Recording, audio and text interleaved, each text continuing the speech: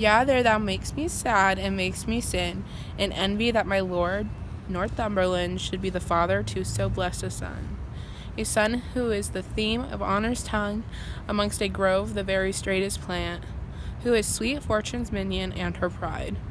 While I, by looking on the praise of him, see riot and dishonor stain the brow of my young Harry. Oh, that it could be proved that some night-tripping fairy had exchanged in cradle clothes our children where they lay, and called mine Percy his Plantagenet.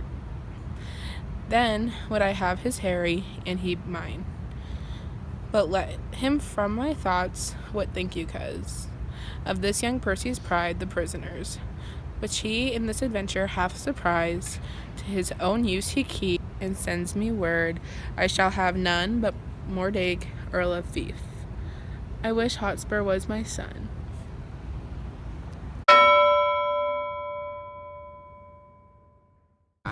If I'm not mistaken, you're Harry Monmouth. You make it sound as if I would deny my name. My name is Harry Percy. Why then, I can see a very brave rebel by that name. I am the Prince of Wales, and don't think, Percy, that you can share in my glory any longer. There isn't enough room for 2 stars in one same orbit, and one England cannot handle a double reign. Harry Percy and the Prince of Wales ruling together at once? It won't have to, Harry, for the time has come for the end of one of us. I only wish that you had such a good reputation in warfare as me. My reputation will be greater by the time I part from you, and I'll take all the flowers of your honor from your crest, and I'll make a garland for my head from them. I can't stand your vanity any longer.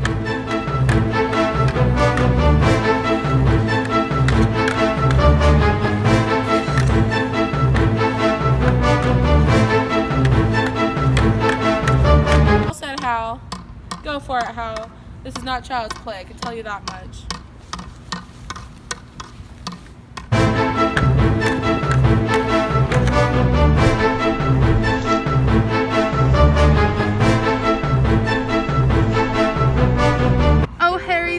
Robbed me of my youth, I better brook the loss of brittle life than those proud titles thou hast won of me.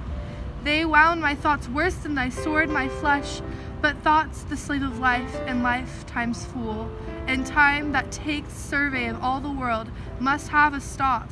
Oh, I could prophesize, but that thy earthy and cold hand of death lies on my tongue. No, Percy, thou art dust, and food for in the arms of the age, fly away.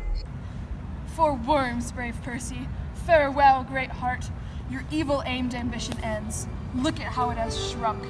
When this body contained a spirit, an entire kingdom was too small to keep it bound. But now, 2 paces of most vile earth is plenty of room. This earth that you lie dead upon doesn't bear a single living man upon it as brave as you. If you were capable of courtesy, I would praise you so lavishly. But let my uniform be used to cover your mangled face. I'll thank myself on your behalf for doing these rites of tenderness. Adieu, and take this praise with you to heaven. Let your disgraces sleep with you in the grave, and not be remembered in your epitaph. Falstaff? What? Old acquaintance? Couldn't all this flesh keep in a little life? Poor Jack. Farewell. I would rather have lost a better soldier. If I were in love with vanity, I'd really miss you. Death hasn't taken anyone as fat today, though it has taken better men in this vicious battle. I'll have you emboweled soon. Till then, in blood, my noble Percy you shall lay.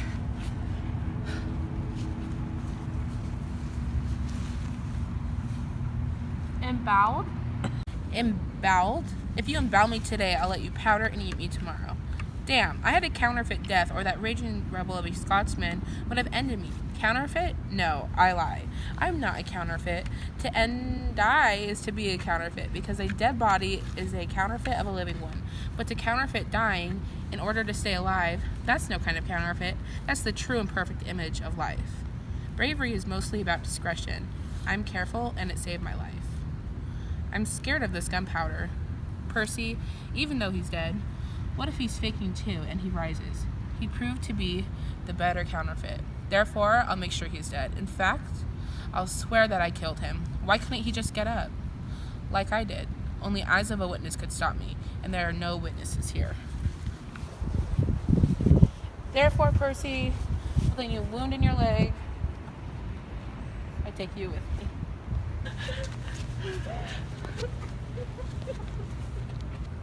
Come, Brother John, you've bravely proven yourself in this, your first battle. But soft, whom have we here? Did you not tell me the fat man was dead? I did. I saw him dead, breathless and bleeding on the ground. Are you alive? Or is this some kind of fantasy playing with our eyesight?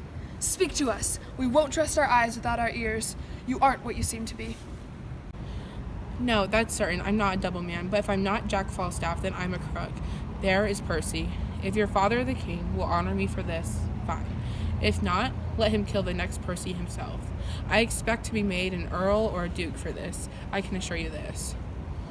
Why, I killed Percy myself and saw you dead. You did, Lord?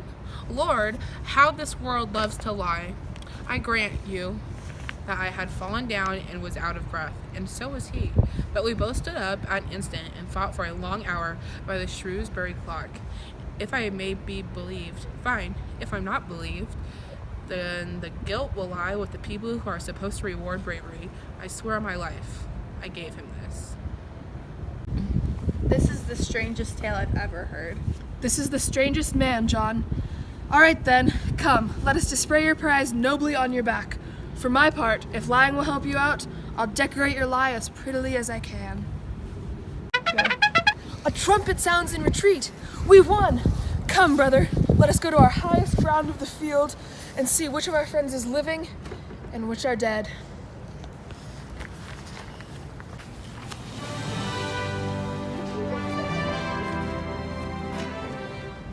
I'll follow them as they say for reward.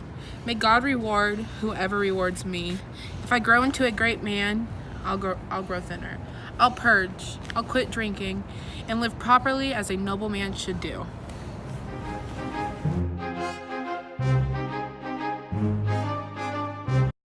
Yeah.